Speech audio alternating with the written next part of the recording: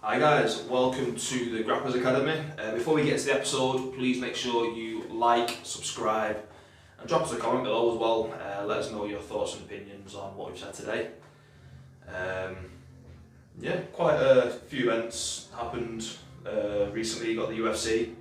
Fortunately, I've not actually got around to watching it yet. Like we were saying before, like the desire to kind of watch sport, like you said, it's gone a bit new, and for me, I'm the same. Like I will watch the odd match, or if I get told you need to watch this fight, but yeah, it's just don't know. Which is a shame because it seems like there's been 4 weekends of awesome fights. Yeah. From what I've heard, again I've not watched them, but I don't know what it is. I don't know what it's like we've talked about before back in the day, but when I first got into the UFC, like maybe early 2000s or whatever it was like 1 month, wasn't it? Yeah. And it was a big build up to it, and now it's more, there's something every weekend, which is great for the sport and it's good for the growth of the sport, but I just kind of lost interest in it a little bit. Are we becoming hipsters? Yeah, I liked it before it was cool. Except it was already pretty cool because it had been going at least 10 years by the time I started watching. True. So I think like beginning times of watching the UFC really was probably like 2002. It was like Chuck and Tito Yeah. and Randy Couture. That's when the sort of rivalries felt real. Yeah. Like you could tell that like Shamrock and Tito hated each other. Chuck Liddell and Tito hated each other. Basically anybody versus Tito, they hated each other. When was the first Ultimate Fighter? That's what I'm just looking at now. That was Chuck and Couture. 2001. It's got to be 2001 or 2003 or something, hasn't it? Yeah, because I remember watching it recently, and some of the fighters on there you forget, like 2005. 2005. That's what it says. Oh wow. Wow. Because was it number 3 where Rashad Evans came in. Number 1 number 1 was the infamous Bonner and Griffin.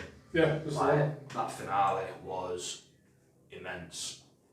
I mean, like, so that's the main card from the UFC from 2002 was Tito, Chuck, and Matt Hughes, all on the same card. And Lawler. Yeah. Carlos Newton as well. I remember when he was an absolute Pete Spratt. Dreadlock Assassin. I remember, because it was fairly recently, wasn't it, where Matt Hughes suffered that pretty devastating accident. And this is trying to throw dirt on his name, but I remember seeing a lot of reports come out after sort of about like his past and even about his like present, where he's kind of like he's not actually that nice of a guy.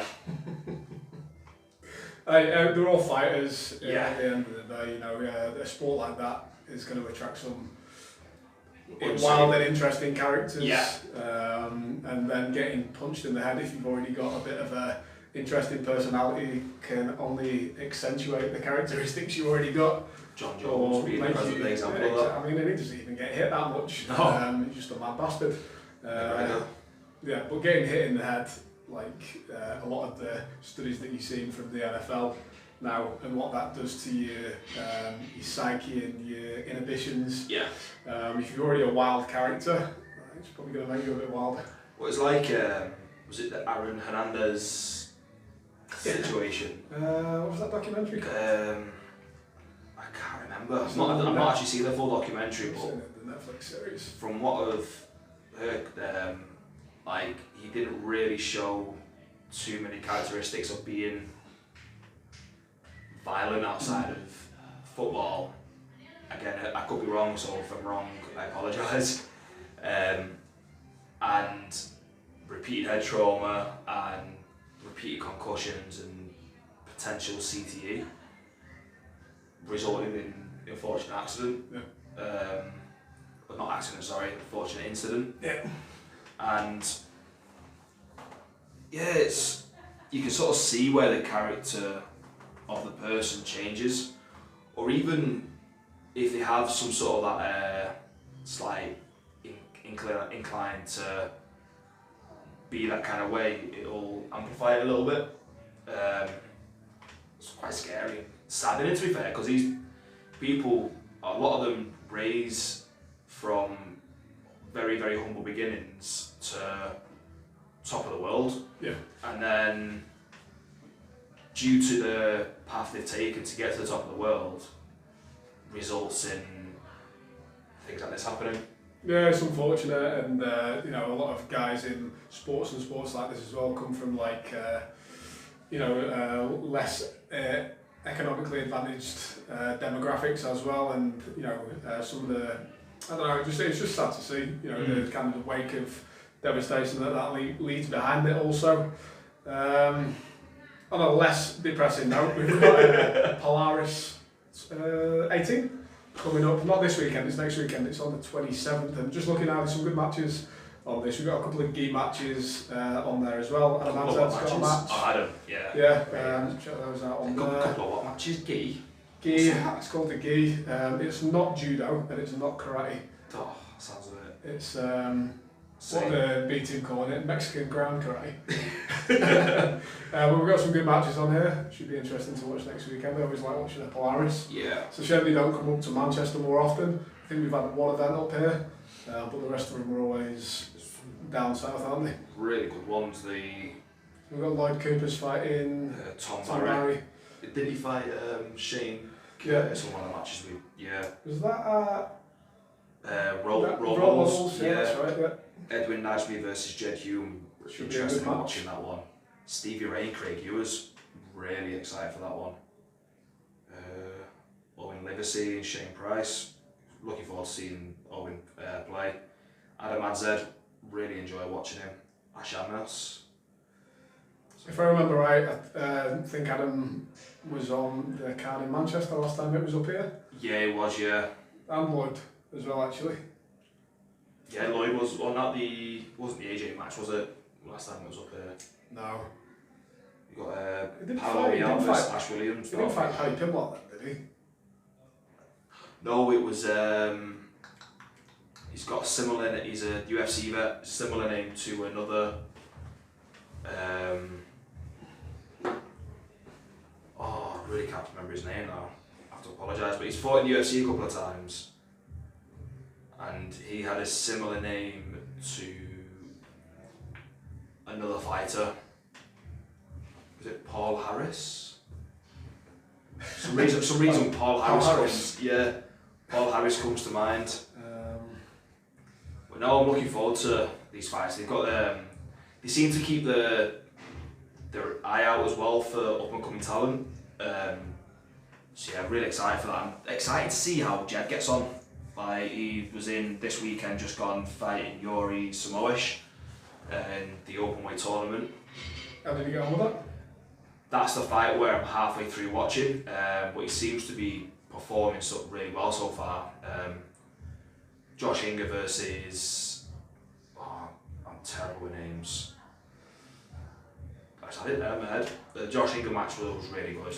Lloyd's match was against Mike Holmes on that last one, and Jed he fought on there as well. Oh, nice.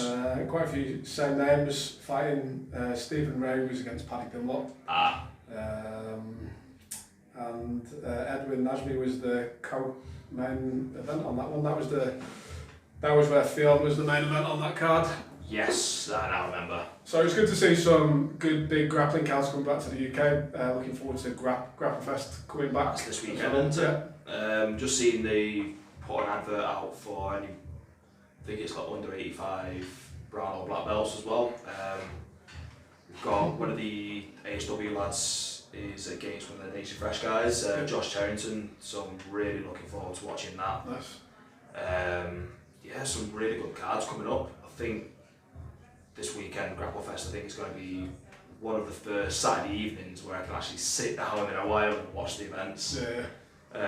So I'll be looking forward to watching that live. Can't think of it, because you've got quite a big UFC card over the weekend. I said not watched them yet, and I have to apologise for that. Heard there was some really good fights though. I'm terrible with names. The Holloway fight was supposed to be Like, absolute barn burner. What did he fight? Yeah, Rodriguez? Yeah, that's the one. So his foot after that kicked Holloway in the face and his foot's fucking ballooned up. Serious? It's like Mikey Musumeshi's put 150% footlock in his foot. If you haven't watched the Musumeci lock with... the Mikey lock. The Mikey lock, sorry. On the Fanatics on the Fanatics YouTube channel, he goes from having full braking capacity to 150% range of motion to breaking the foot. I mean, to be fair, it looks nasty as fuck. Yeah, it looks horrendous. Bernardo's hand is there ready to tap. You can see the awkward smile when he's going, it is tapping. It does look like a nasty lock, like we were talking about as well. I think there's a bit of controversy with this, like Mikey coming out and saying that it's his invention of a leg lock.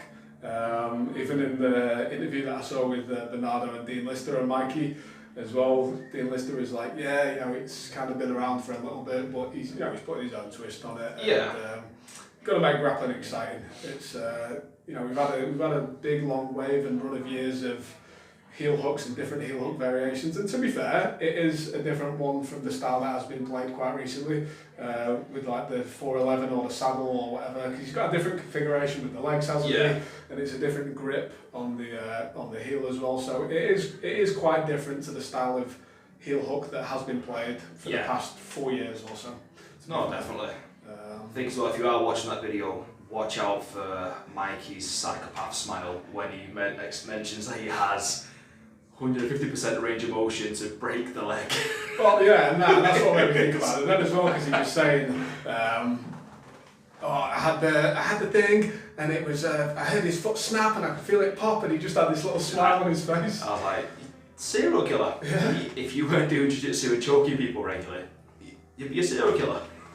I mean, to be fair, he's very focused on the sport. At the beginning of that video, he's introducing it, and he's like, I spend every hour of the day researching grappling and watching myself. I spend 12 hours a day doing it, and kind of shows. Yeah, fair play to him. Like, he's extreme level of dedication. Elite grappler. Yeah. Like pound for pound. Maybe one of those. Who's next for him? Who's next for him? I wouldn't mind seeing a Gary Tolan match. That would be a really good match, actually. I'd like to see. I'd like to see him fight a couple of people. He's just very light. Nicky Ryan. What's his weight? Is he like rooster weight? I thought Nicky was... Nicky Ryan's heavier than him, isn't he? Yeah. He's a very light guy, Mikey. I don't think he'll get...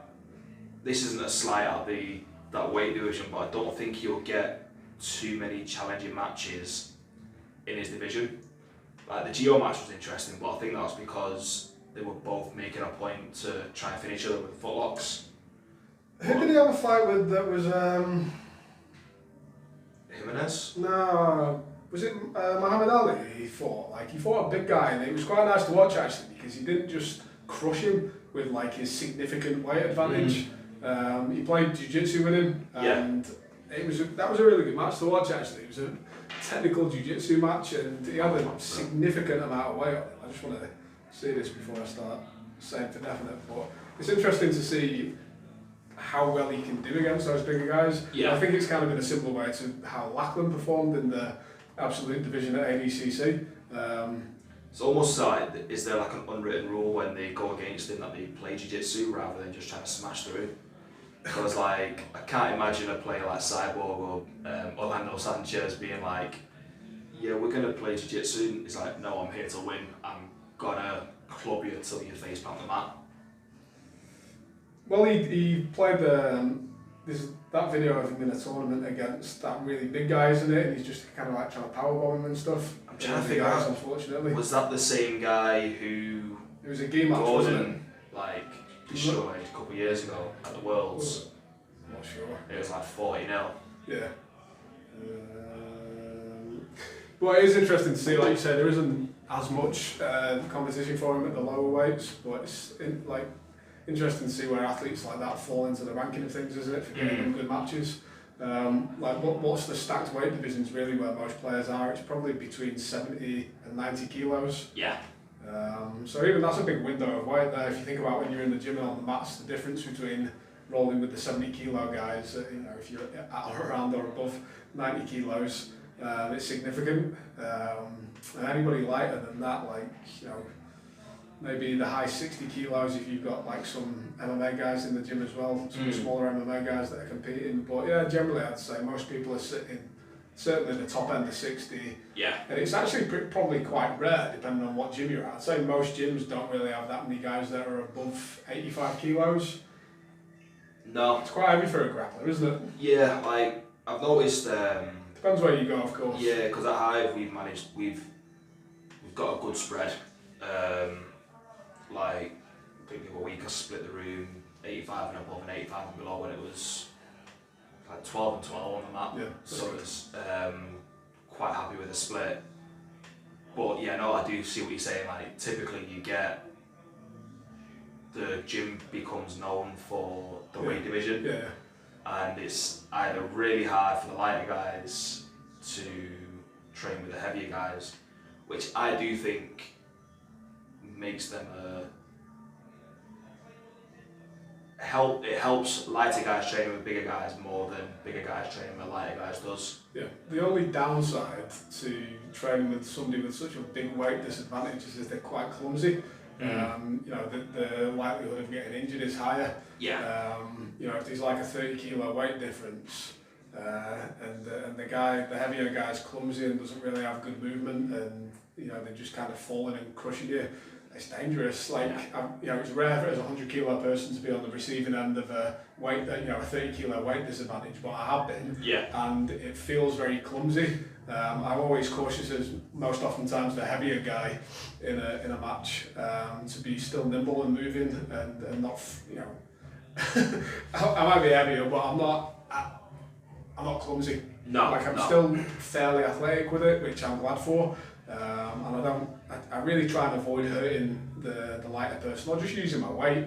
Well, you know how to use your body. I think that's a very valued skill in grappling. It does take a couple of years to develop that, and you'll see that once especially sort of like more experienced white belts, and as they start working through the blue belt, as they start to figure out their own movement, their own body, their balance, they see an accelerated learning curve straight away. That's why when you get people who come in who've got a really good understanding of how to move the body from perhaps another sport, like you just see them rapidly accelerate very quickly from the beginning. Like somebody who's an exceptional athlete coming in and learning from scratch, they just pick it up really quick because they know how to move the body. Yeah. You can just simply say to them, move your hips this way and that, and they're like, they can go back to whatever sport they play, and they're like, alright, it's like this in rugby or whatever, or this in basketball, and then you get it straight away. It's always nice to see when you see somebody coming through and they've got that level of understanding of the body. But like you say, you can learn it over time. Yeah. And the good thing about it, if you're doing jiu-jitsu and that's how you learn it, you got to learn it specifically for the sport that you're doing. It's having that distinction as well between weight and pressure in a position. Yeah. Like if you're under the just pressure of weight of a guy who's heavy, and they're just simply controlling you by smothering you, versus the difference of a heavier guy who's applying pressure. Yeah. I think it's difficult for less experienced people to distinguish between the two. They just look at you and like, well, you're heavy, so it must just be your weight that's holding me in position here. Well, no, actually, like I could take a little bit of the pressure off and not really move my position, and it feels drastically different. Yeah. Or I can now start to apply a bit more technical pressure. And you see, like when you roll with a guy like experienced black belts who are mid 70 kilos, they feel like they're about 120 kilos.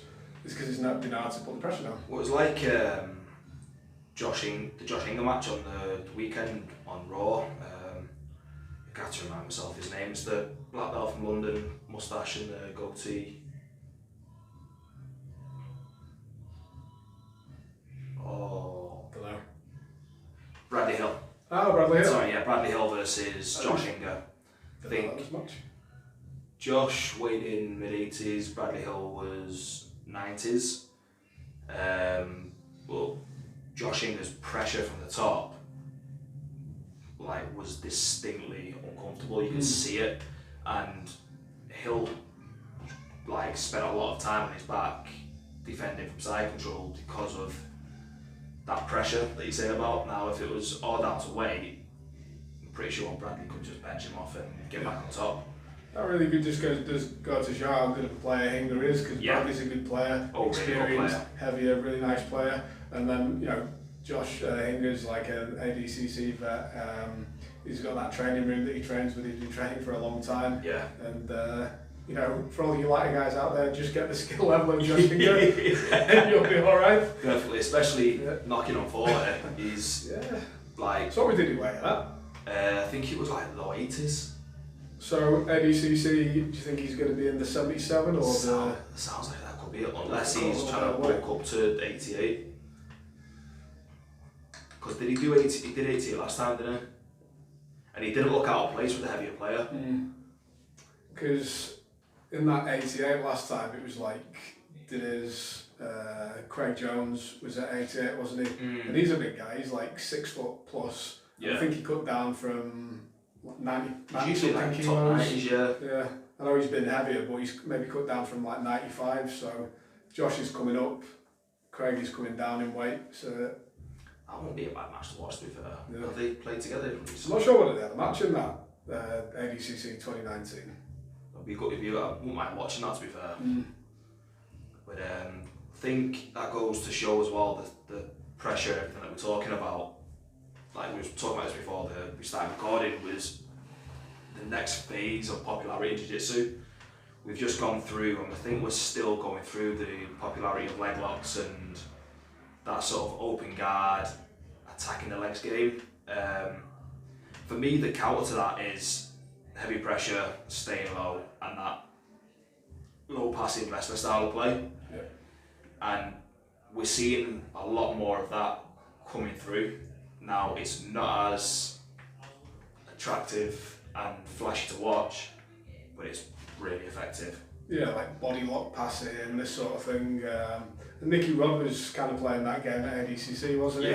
Quite effectively, but and it's interesting as well, like we've talked about before, the wave or influx of some high-name wrestlers coming into the sport of Jiu-Jitsu. Like their hip control and mat control is great, isn't it? Yeah. And now that they're getting the knowledge of how to avoid the submissions and just keep the neck free, you know, stop themselves from getting in those leg entanglements, some of the skills that they'll have to transfer over from high-level wrestling are going to be really helpful in shutting down the leg lock game. Yeah, no, definitely. I think you're going to see the return of a lot of head and arm attacks as well, which for me they're my favourite submission sequences to play with. So it'll be nice to see a bit more of those coming in, like front headlock attacks, attacking for Darcy's, head and arm chokes. Well, you've got the Rotullo brothers already shit hot on that. I get Hinger again is one of the top guys for guillotines and head and arm stuff. And even after a couple of years ago, I remember watching Gordon, Ryan and a couple of the Danaher guys basically saying that they'd already moved on from the evolution of the leg lock stuff and were now looking at the leg entanglements, the back tacks. So we have kind of gone through like micro transitions, but yeah, like probably these are a good indication that the next one could be that top pressure. Yeah, I think that's something that's lacking in the game at the moment anyway. Like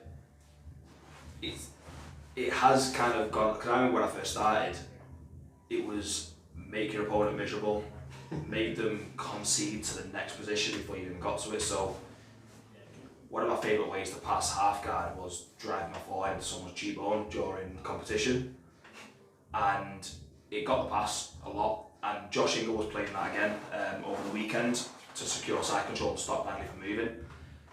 And it seems like that gnarly, miserable style of play is slowly making a return. And it'll be an interesting to see where it's kind of like you got the fancy, like spinny, floaty jiu-jitsu come against someone who's heavy, gnarly, and they're gonna rough you up a little bit in the grappling match. I saw a post the other day, and it actually captioned the pressure side of it like quite well, and it was jiu-jitsu wasn't this martial art created about honour and the gentle art and being sort of like the smaller person beating the bigger person. Like that might have been the mechanics behind it, but the essence, like initially it was raping other gyms, attacking other gyms, really roughing your opponent up, and like not being sort of considered, like not tapping to pressure type of thing. Yeah. I don't know where this gentle heart bullshit came from. No. I've never been on the receiving end of any gentle heart in jiu-jitsu. No.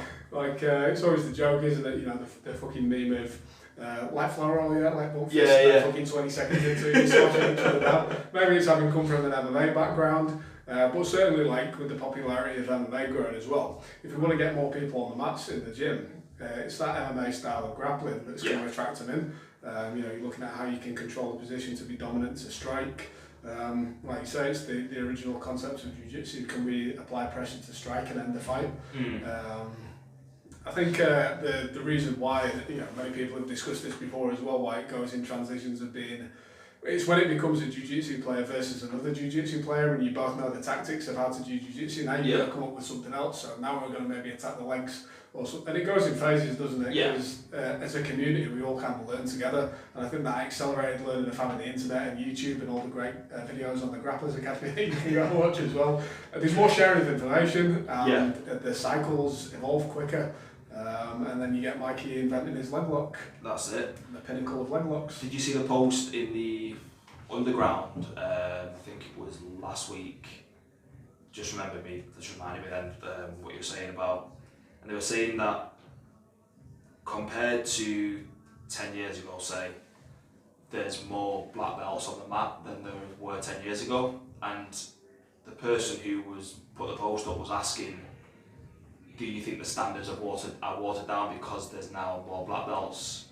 Like I replied to it, my viewpoint of that there's going to be some watering down, obviously, because the sport's become commercialised, but there's going to be a lot of people who started training 10 years ago who remember what they went through and the standards that they were held to. So they're not going to give somebody an easy ride to get their promotion.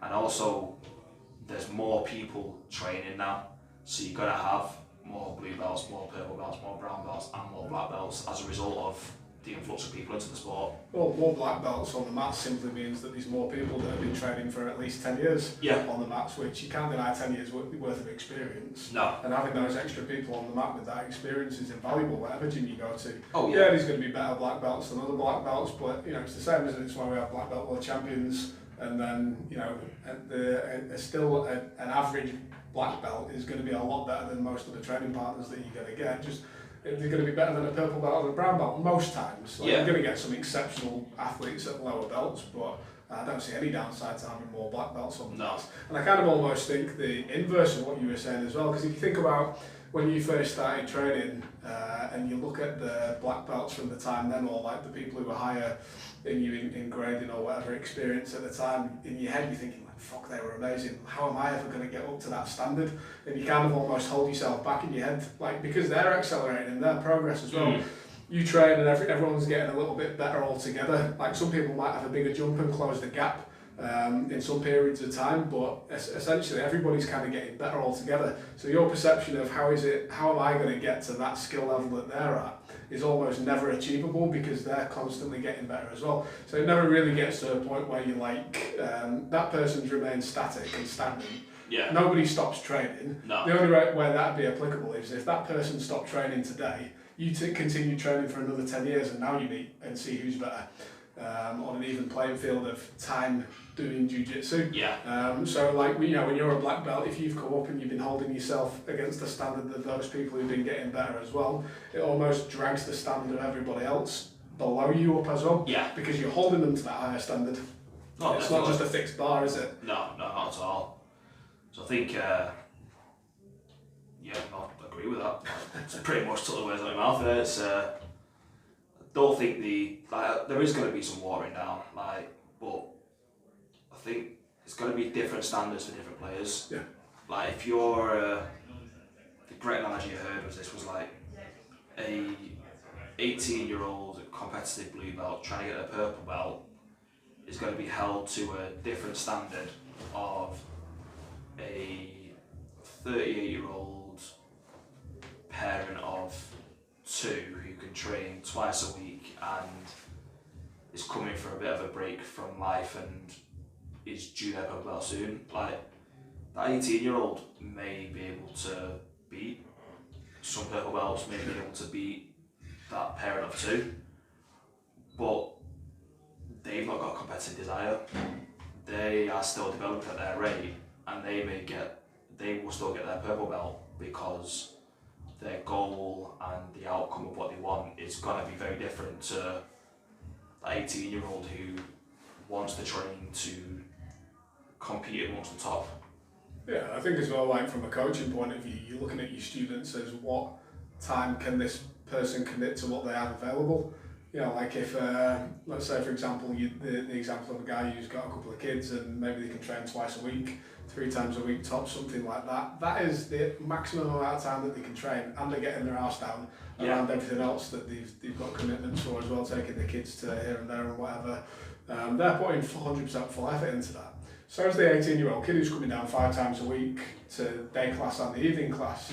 And the instructor sees that. It's not just like you've been on the mat training more and you've got more time, your commitments are less. So actually the effort that you're both putting in is the same. You've just got a different capacity of effort to put in just because of the time that you've got available. So that doesn't mean that one person's necessarily better than the other. Of course, the guy who's training 10 times a week is going to get better quicker. And you kind of see this when you go to open mat sometimes, don't you? Like you go with a really good blue belt and they're like, oh fuck it, how long have you been training? Like 2 years. And how often do you train? And they're like, I do the morning class and the evening class. I'm like, yeah, of course you do, you're a fucking black belt. Compared to the guy who's been doing 3 times a week for 10 years, like you've got more mat hours in. And it's fresh in your mind as well. And you're a little fucking savage. So yeah, of course you might be better than somebody who's higher in rank than you, but it's just about how much time can you commit and what's your desire to push yourself in the sport to what your capacity is. No, definitely. I think that could be a good time to wrap up. Train jiu-jitsu as hard as you can, as often as you can, and don't bitch about it when somebody else gets a belt in front of you. Exactly, maximise your mat time. And if you can only get down twice a week because of other commitments, take a notebook, take notes, and spend a bit more time studying. We've got a great library in the Grapplers Academy. Go back and watch it and add to your game. All joking aside though, when you do have a good fundamental concepts of like how positions and pressure works in jiu-jitsu, you can watch a video and be like, I think I know how to apply that. Whereas somebody who's on that real first beginning learning curve of jiu-jitsu, it's like hard for them to watch a video and understand how the pressure might work. But once you've got a couple of years under your belt, it is really useful watching matches and watching technique videos because you can instantly know how to apply the pressure in that position, and it might take a little bit of tweaking when you get it on the mat, but you're probably going to be 80% of the way there already. Oh, definitely. Drop a comment below, let us know what you think, if you agree, disagree with anything that we've said. Make sure you tune in next week, and we'll see you on the other side.